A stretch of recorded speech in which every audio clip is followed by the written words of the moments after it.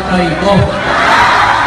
Hindi, ko, kasi, ito pa talaga ko sa karoon, si Alan, makusya na ako ang tao. Magsweldo mo.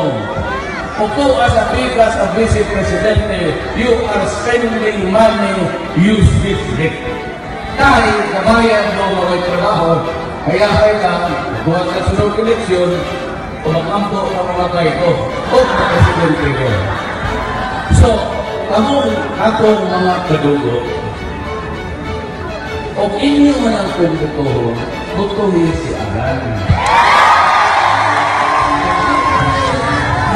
Inyo naman si Alan, at ayaw man ang pagbutuhon ako, ayaw na pagkala. Either kami ni Alan manalo sa may o sa may matalo. Yan ang gusto ko mangyari. Wala inyong duit ko kung sa mga right history ang i-believe. Mo ng politika. Ay ako, ito ang baka na ako. Kung sa mayor, humihila sa kanya, nagpapapicture sa appointment po, medyo nahuli kami.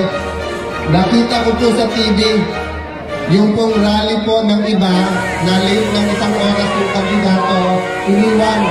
Sabi sa akin yung sekretaryo ngayon, at Sandra Cam, kayo daw po, kanina pang hapon nandito, wala daw po umaga. Sa awa ng Diyos, kayo po ang dahilan, naniniwala kung babaguhin na natin ang Pilipinas. Kasi yung ibang kandidato, gumagastos po ng milyon-bilyon. Nakakuha lang ng boboto sa kanila. Pero kayo po, kayo mismo ang pumunta dito, gumawa ng t-shirt niya, gumawa ng ilang bawal. Kayo po mismo ang nagdala ng mga bandila at kayo po mismo ang nagsasabing gusto nyo na ng tunay na pagbabago. Sabi po sa Biblia, kung ano ang aking itatawin,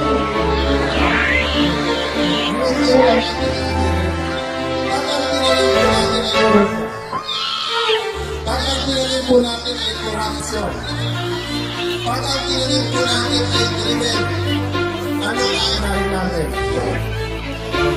Gulo, sabot, bubot,